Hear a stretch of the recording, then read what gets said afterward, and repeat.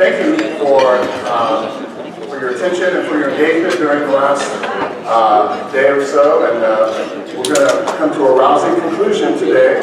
And I tell you, we have a speaker who's going to facilitate that rousing conclusion. Junious Williams is the principal of Junious Consulting and is currently the senior advisor for the Collective Impact Forum. He has a doctorate in law and a bachelor's degree in sociology from the University of Michigan. From 1986 to 2016, he served as the president and CEO of Urban Strategies Council, a research and policy social justice organization in Oakland, California. In addition to his private law practice and other career activities involved, too many things, too numerous to enumerate. His bio is in the program. You'll get a chance to see some of his work around the law and the work that he's done in the state of Michigan. I came to know Junious through the Collective Impact Forum, and in fact, Junious participated in an NSF meeting conference during the first year of the Includes program, in which he and others came together to give input on the structure of the coordination hole. It may feel like a hole to some of you, a black hole, but the hub, the coordination hub. And he really gave some great insights, and we wanted to bring him back so that he could speak to the entire network, because he has an important message about equity that I think we really need to hear.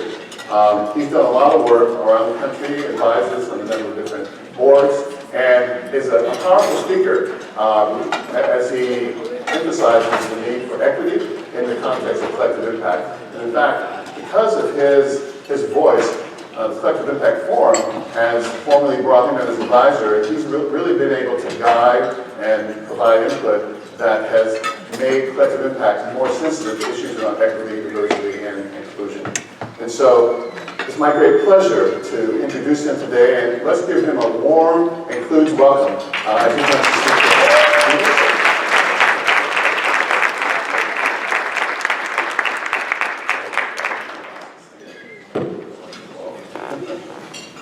Good afternoon.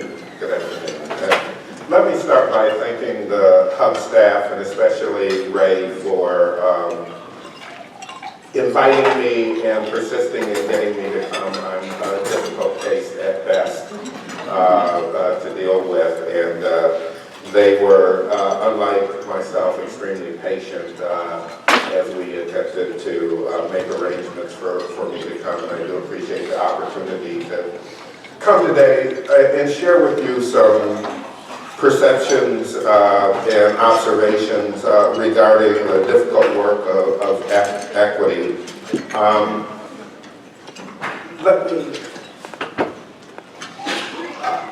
So I'm going to do actually 4 kind of vignettes on things in the time that I have available. First, I want to spend a little time talking about what I consider to be the equity imperatives that we face as a society here in the United States. Secondly, I want to spend some time talking about some lessons from a colleague that I'm working with on the East Coast, who it turns out was trained as a scientist and left science. And I wanted to understand more about his experience and why he left, and advice that he might have to offer other people who are looking to broaden participation.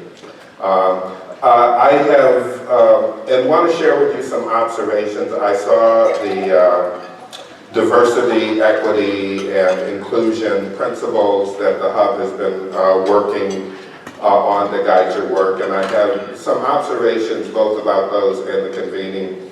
And then I want to conclude by saying a little bit about the challenges of trying to operationalize equity. Excuse me.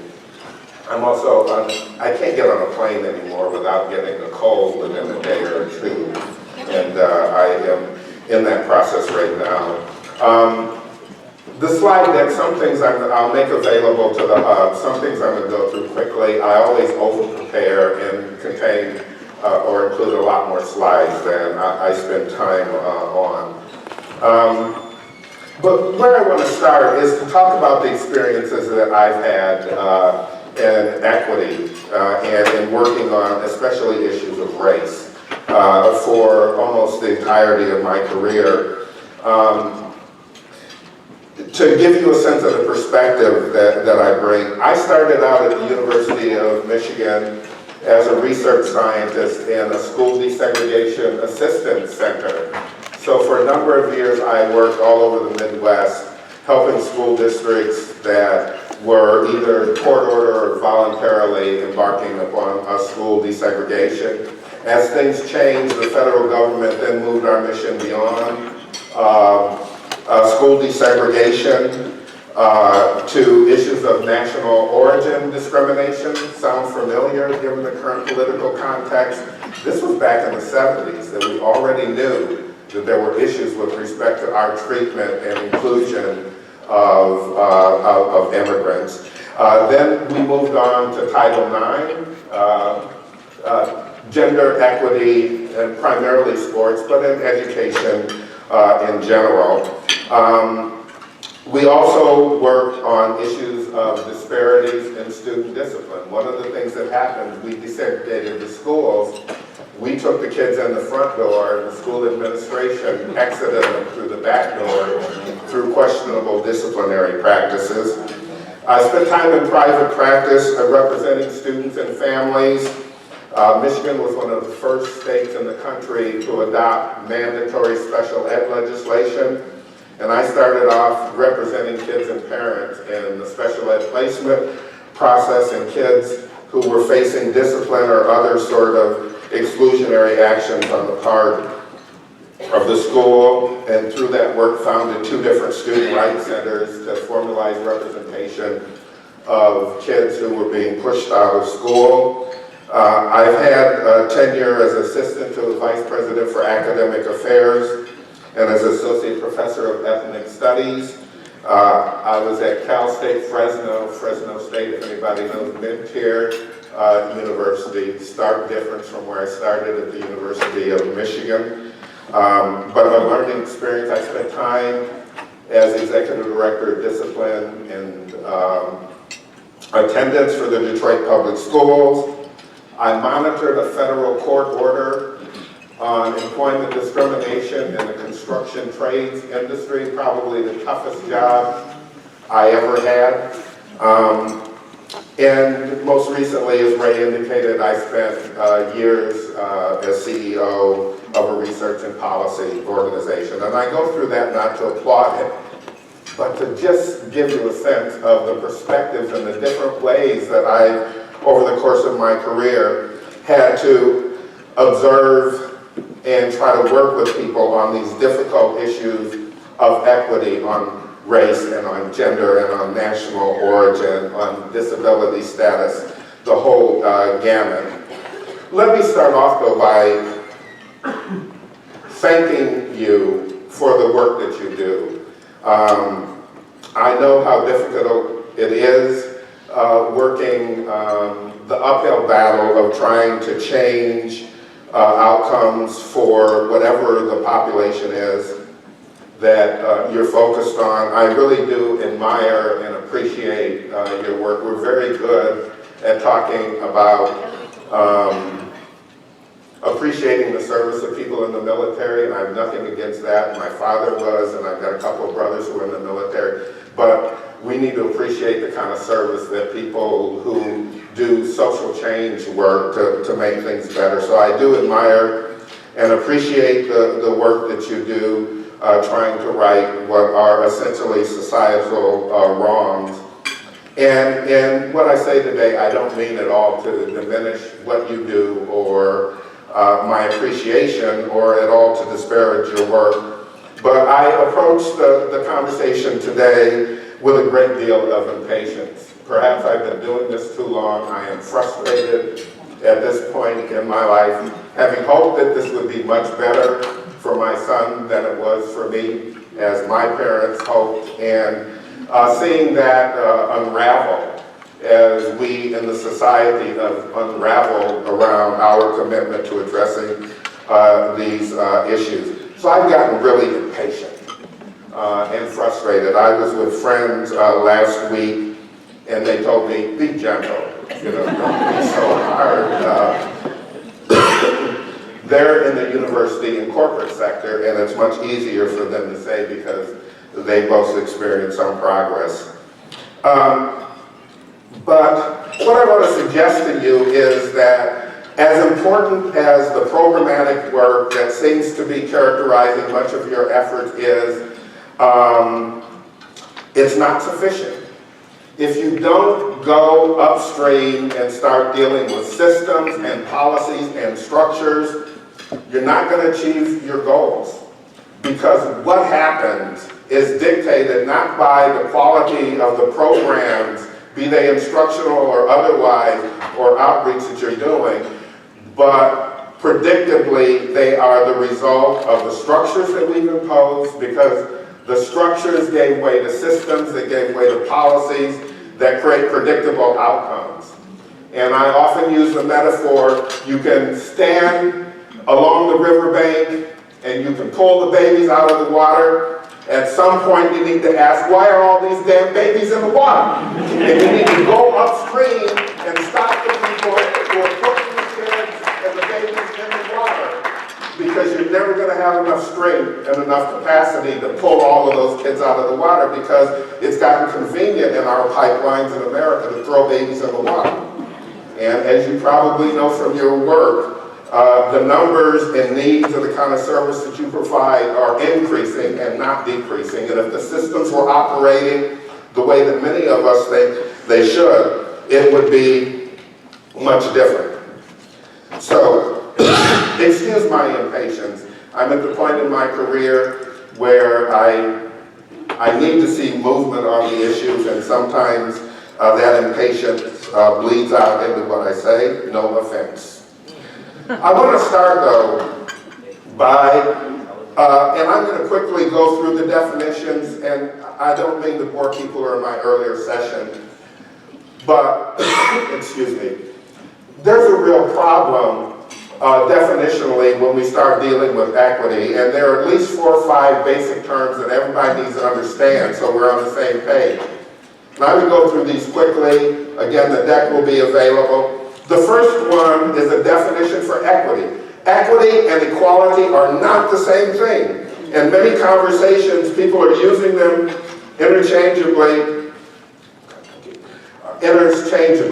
2 different definitions. And let me say something about equity. I first learned about equity when I was in law school.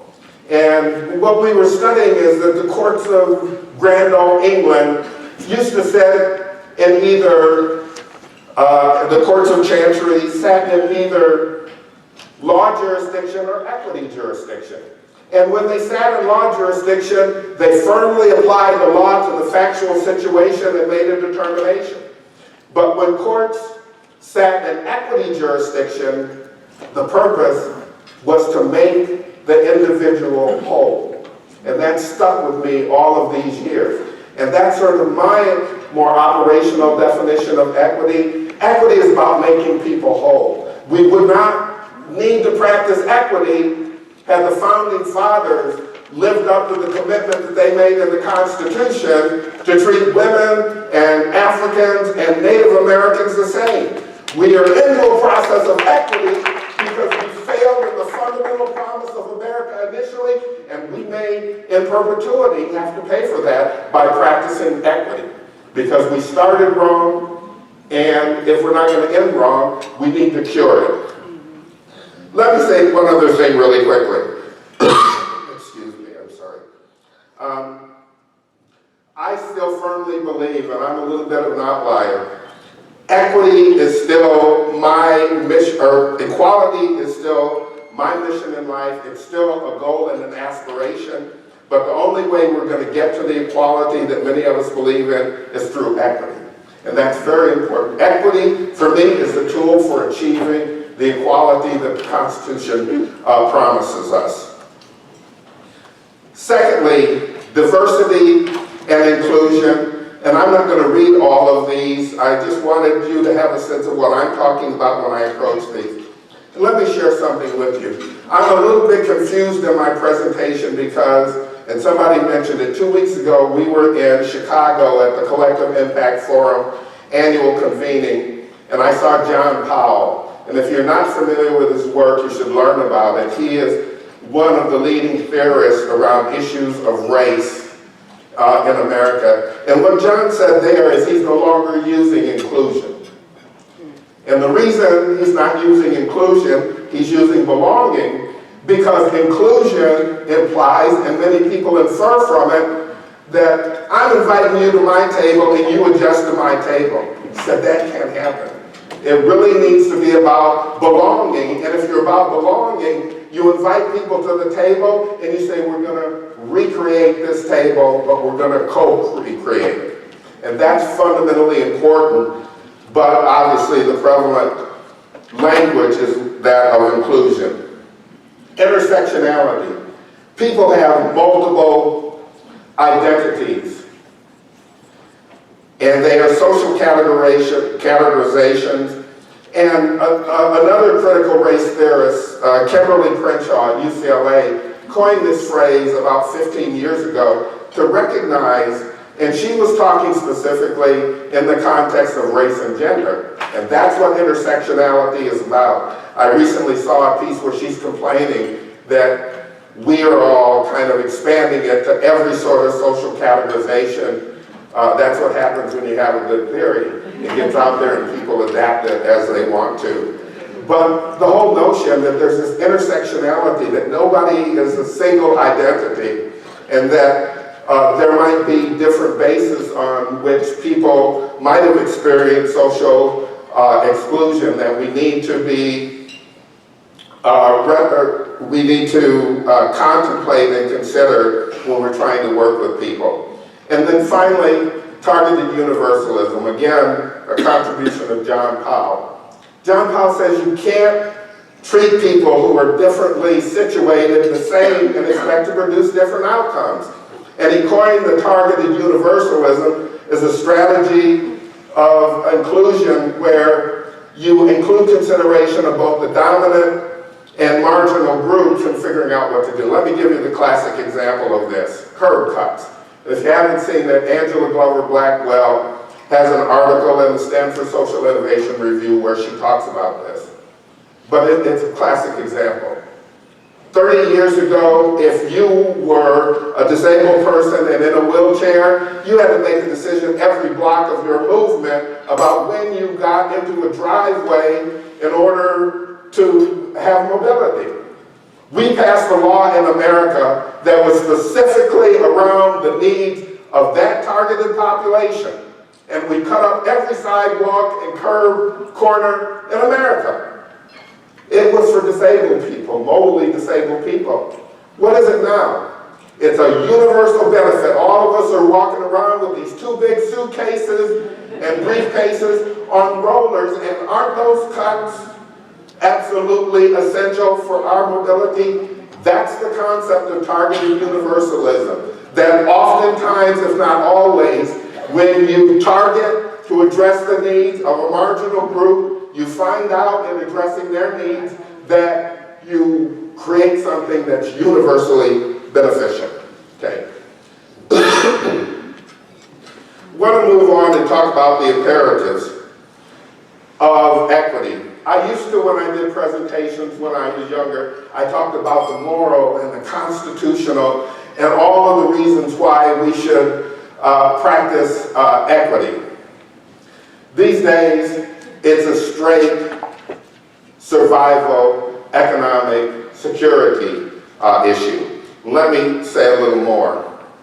We are experiencing dramatic population changes. That's part of the dislocations happening in America. It's happening in Europe. It is about issues of race and population change.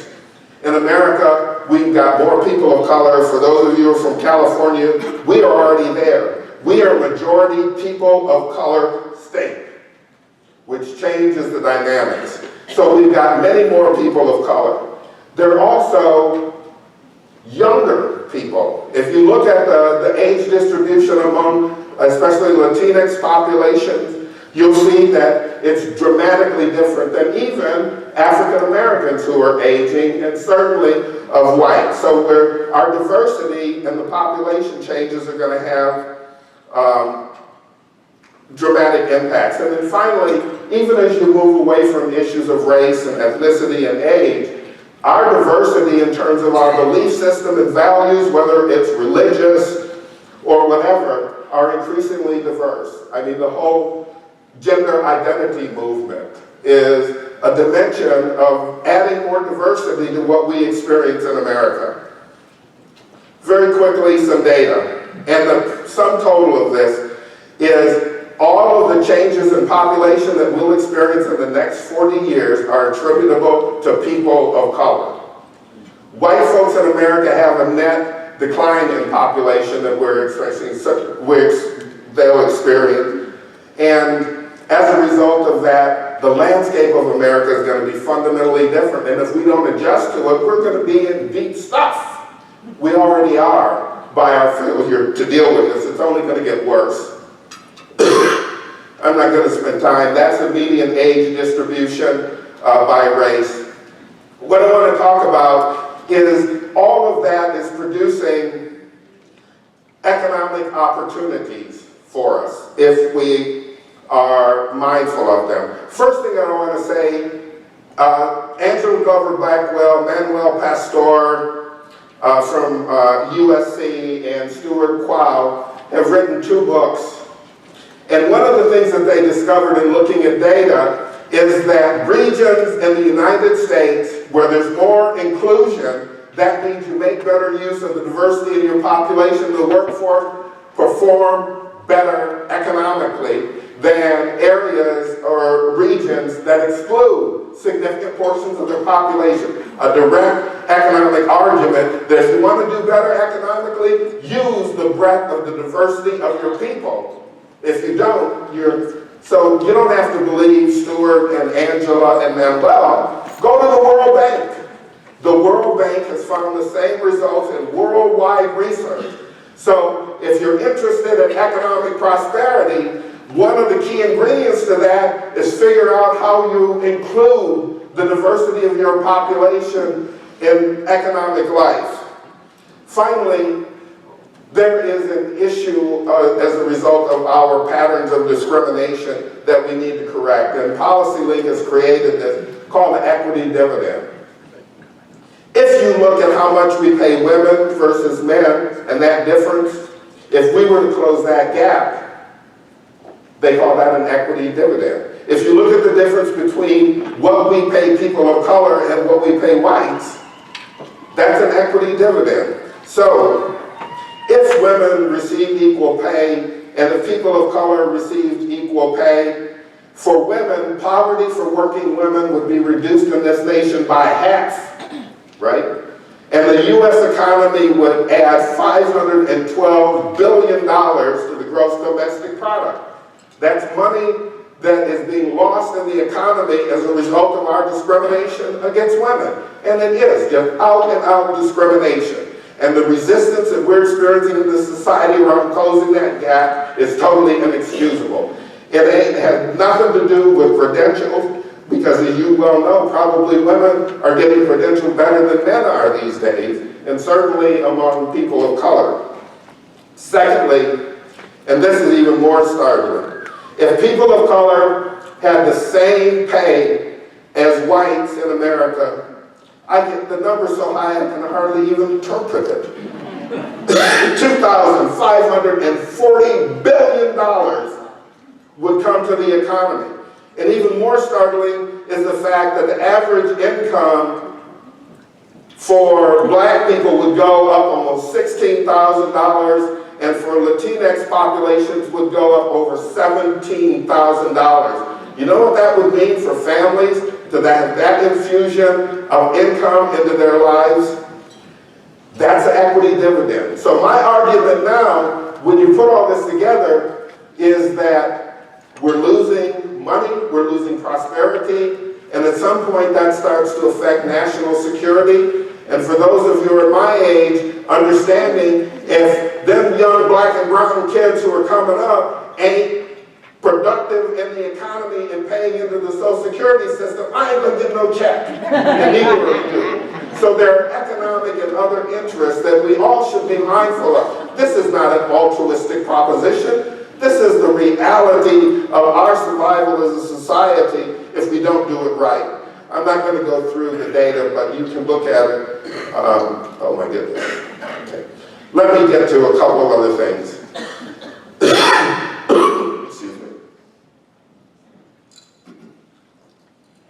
When Ray approached me about this assignment, I was actually working with a young black professional on the East Coast, and oddly enough, both he and his wife started into PhD programs in science, and lo and behold, neither one of them were still there. She's working for United Way, and he's working for a nonprofit neighborhood organization. So when this assignment came up, I decided it might be worth talking to them. I wasn't able to get to them both, but I was able to talk to WL, the male in the family. And I wanted to just talk a little bit about what I learned from his story. He's now the president and CEO of this community-based organization. Both he and his wife, as I said, were in a PhD program at a well-respected research organization.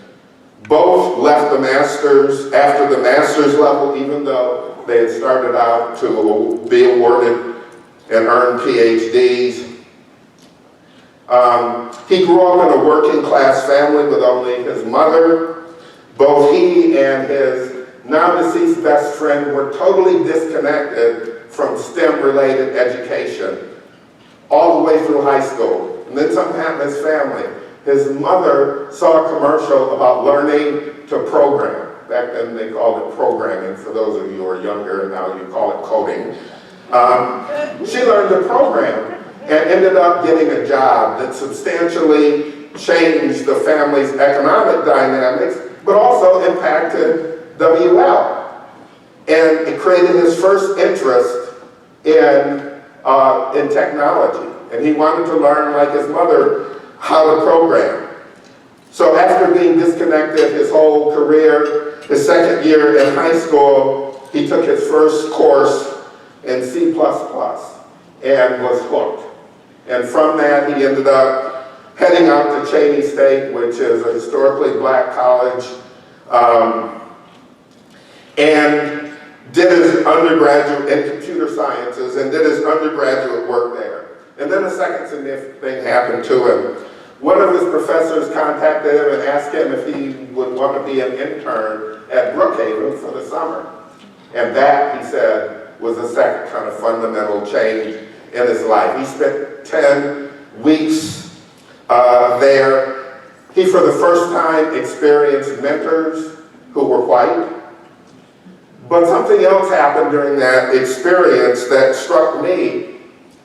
He met, let me get the name right, Steve Cox from Drexel University, who worked with the Lewis Stokes Alliance.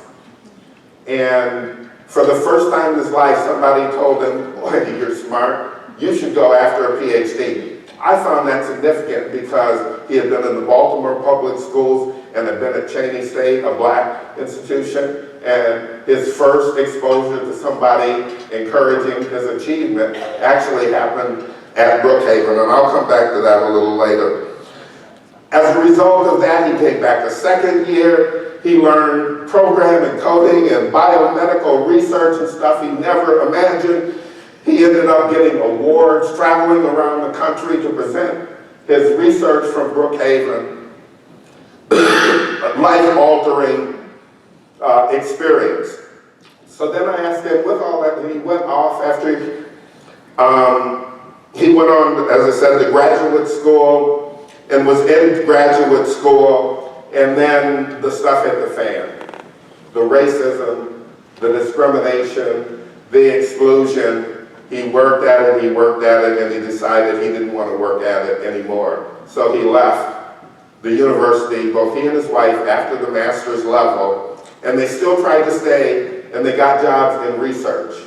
And the same thing happened to him in those jobs, and they both decided this is not worth it. And there were two things that were significant. One, the decision that it's not worth continuing to fight this battle on tough job and tough work. The second thing, and he was talking about something I don't even understand, I meant to look it up and didn't. He was working on research on evolutionary biology. I don't even know what that is.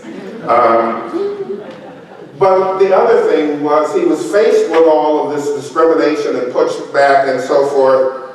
And on top of that, he was doing research on something that didn't matter to him.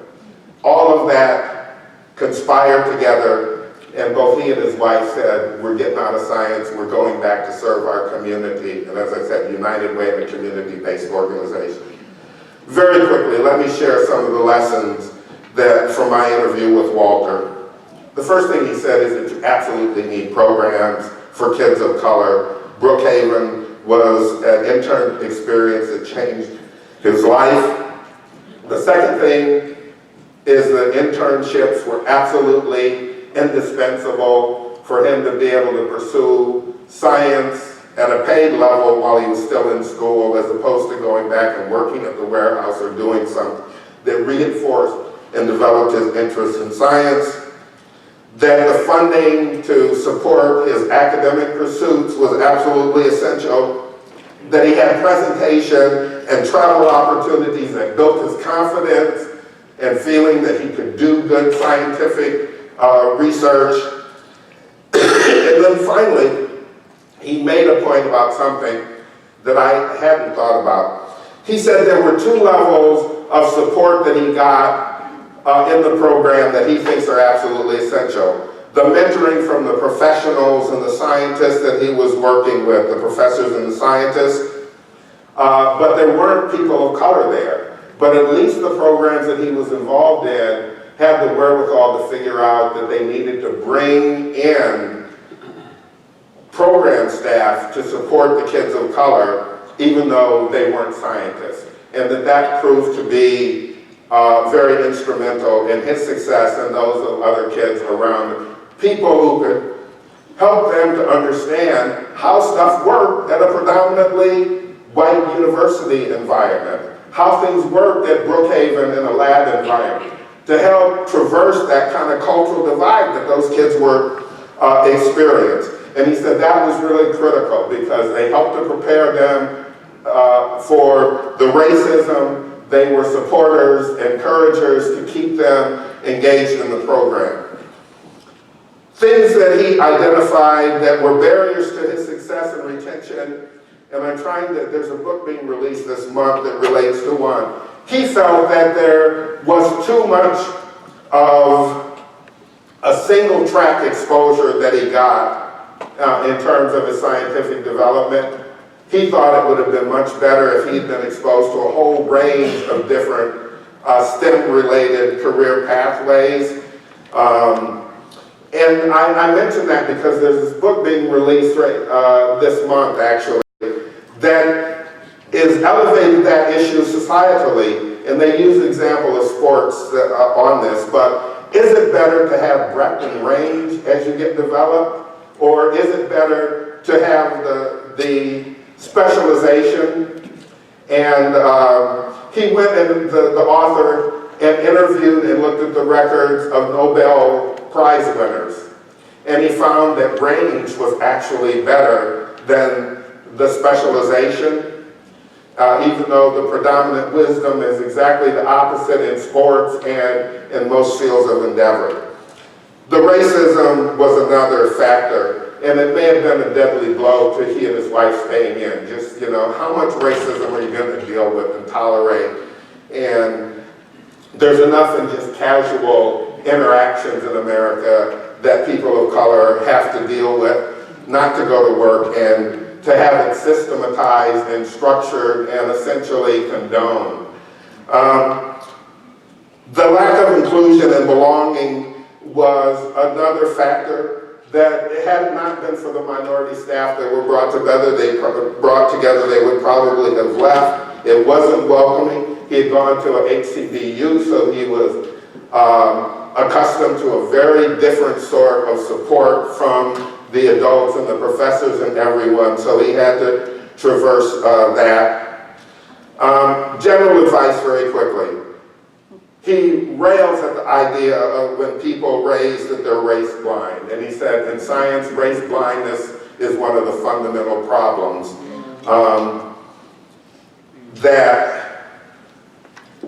And the race blindness keeps people from seeing that there may be a black kid in the ghetto who is instrumental to the cure of cancer, but they're likely to be dying in that ghetto because of lack of exposure to education that will permit them.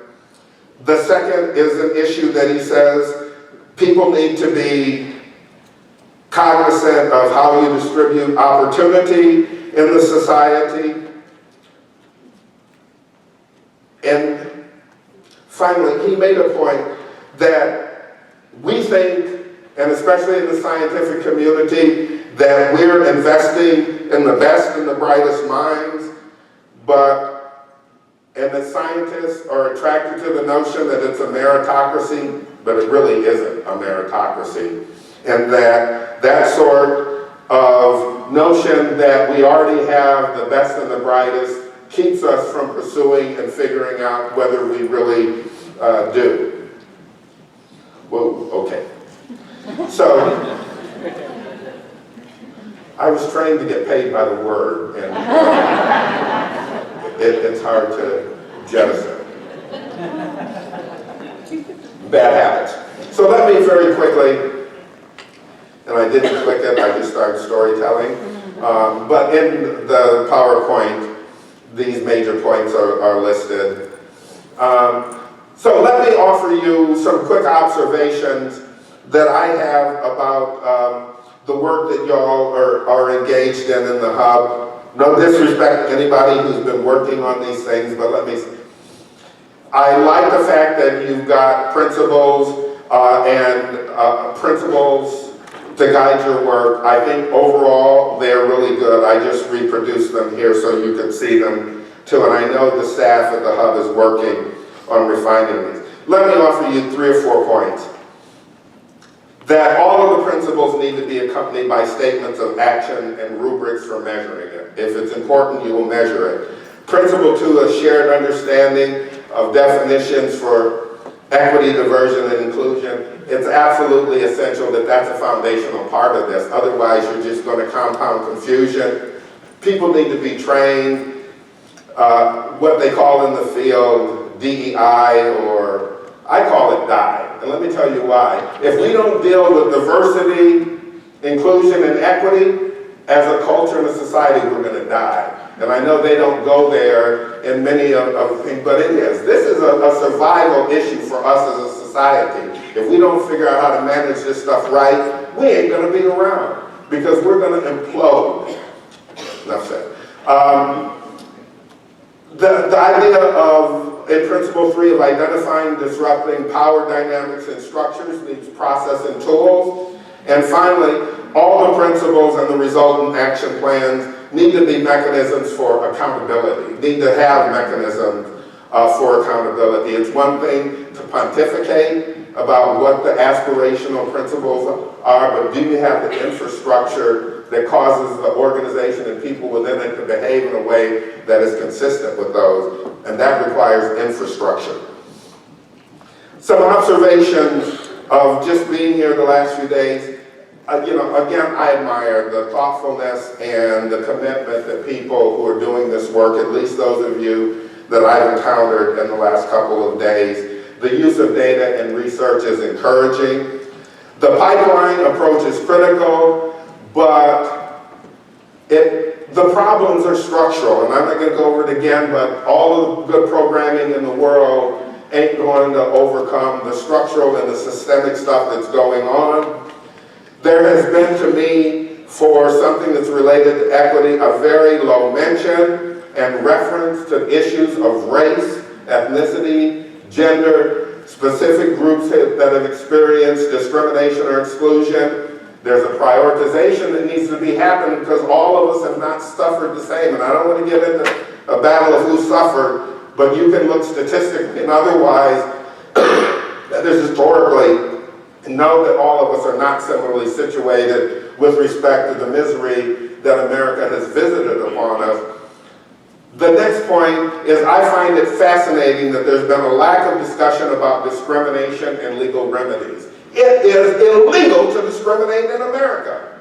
So the fact that we have so few people in these things, it's a legal issue. Why aren't we talking about illegal discrimination?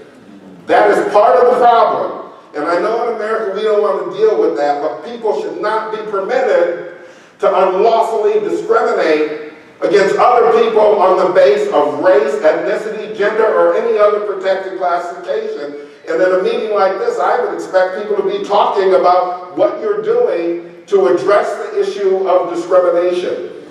And then finally, and we've talked about this, I'm surprised that there's a lack of engagement of people with the lived experience. Where are the graduate students? Where are the undergraduate students? Where are all of the people from communities that can help you do this? Very quickly, because before Ray pulls, let me just say a couple of other things in concluding. If you believe, as I do, that various talents are distributed evenly across various populations, then inequities and disparities must result from things that we are doing in the structure, policy, and practices that we employ to distribute the scarce resources that are needed to achieve upward mobility in our society. It demands affirmative action. And let me just straight on say this, that I'm a baby boomer. Affirmative action worked. And had we persisted in the implementation of it, we would have been in a very different position. And it's very interesting. We are totally uncomfortable with talking about quotas or even goals, but on the panel this morning, how do you justify having 25% of resources of an agency dedicated to rural communities? What's the rural population in America? What, maybe 15% or so of the American population? How'd they get to 25? More fundamentally, people were totally comfortable setting a goal for what proportion of something was going to be allocated to a population. That's all I'm asking folks to do. That we've got scarce resources, and if you believe that talents are equally distributed and some group of people don't have enough people, it's probably something that we did, right? And that we bear responsibility. So and I make no apologies for it, I'm about quotas. That's how you fairly distribute stuff, especially in the face of what's happened historically to so many groups in this country. You have to remedy the effects of the past discrimination, or we ain't never gonna march off into the sunset arm in arm. It's a source of tension in this society that we treated people unfairly, and now all of a sudden we're saying everybody play fair. I cannot play fair. You kept me out of the game. The land rush. You know the litany as well as I do. All of the things for which women or people of color or people with other and other categorizations experience, you can't just declare everything equal and forget about all of that, because the effects of having done that are persistent and pervasive. And until we want to address that we need to do some evening at the playing field, we're not going to get out of that. I know I'm out of town. Let me just leave you out of town too, yeah. Let me leave you with one thought. You know, the other day, how many of you know who Alicia Garza is? Anybody? Okay.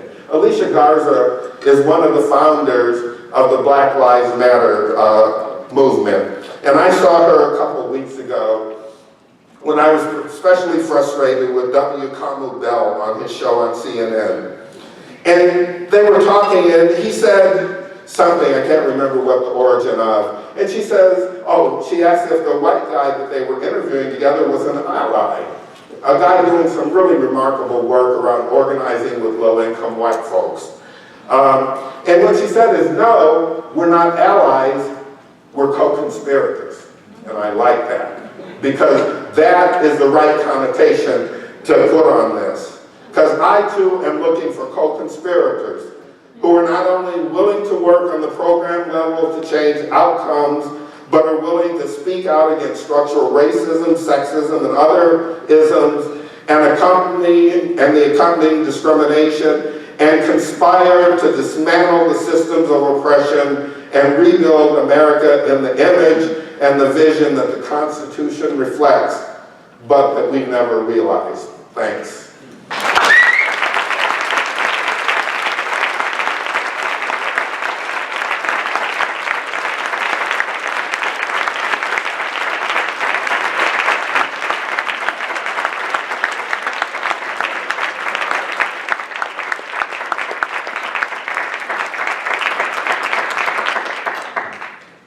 Thank you so much, Junious. We really appreciate your candor, your fire, your passion, and your call to action. Implicitly, there's a call to action here that we've made and that we want to respond to as a community, as a network of folks who are committed to diversity, equity, and inclusion. We now have some time for some questions, and so we have microphones on both sides. Please raise your hand. Someone will come with a microphone, and Junious will answer your question. We have time for probably 4 questions, given our time. We're going to need to make a transition here in about 10 minutes. So who has a question that they'd like to raise with Junious? If you need, over here, good, excellent. Come on, guys, no takers? Okay, there we go, some folks in the middle, thank you. Okay.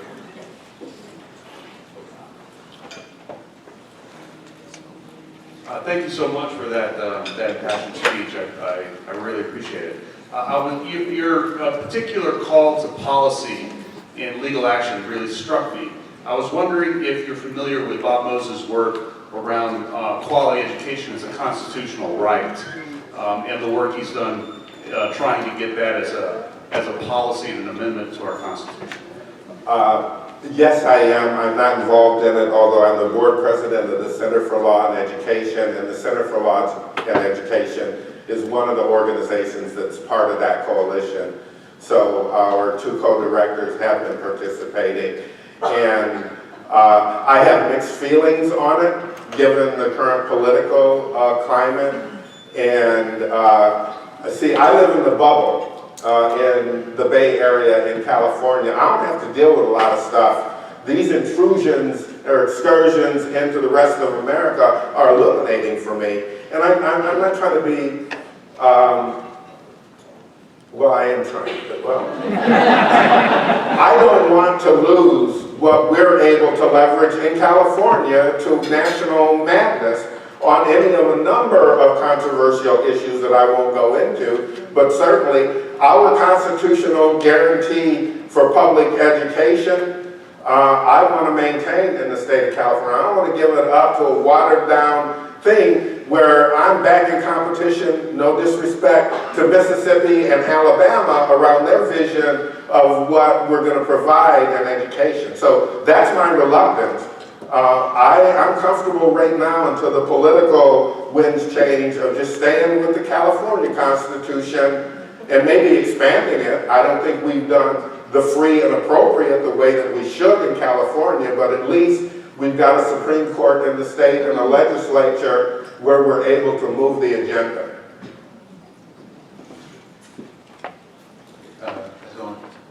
First, let me say that I appreciate everything that you said, and I really appreciate your anecdotes.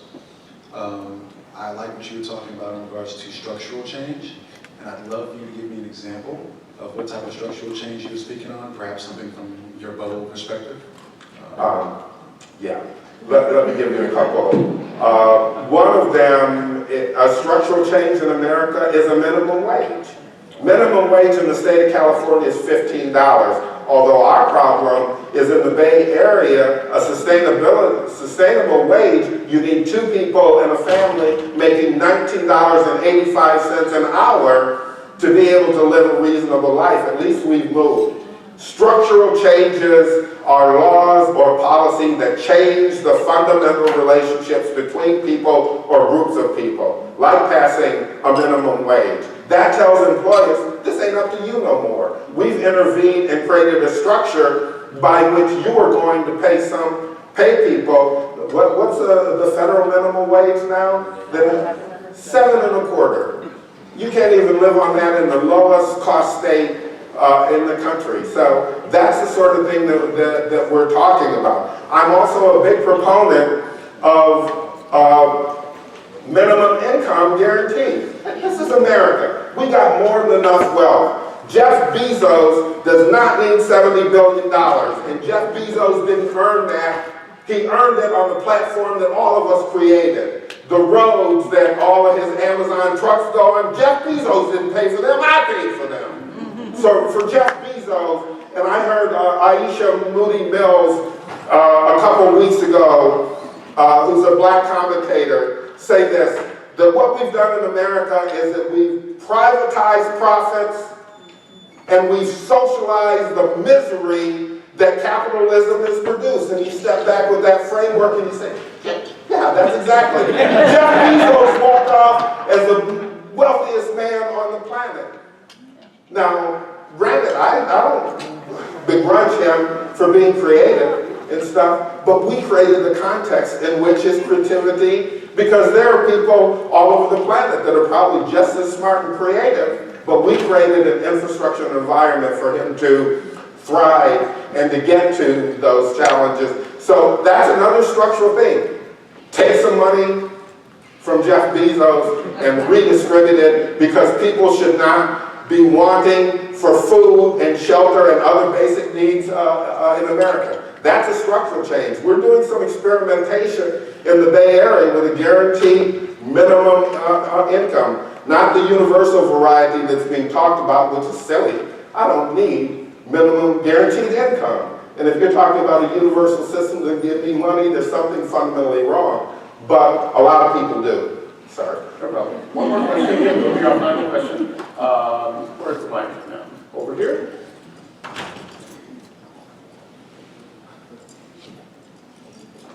By the way, there'll be an opportunity for you to talk more with Junious a little later.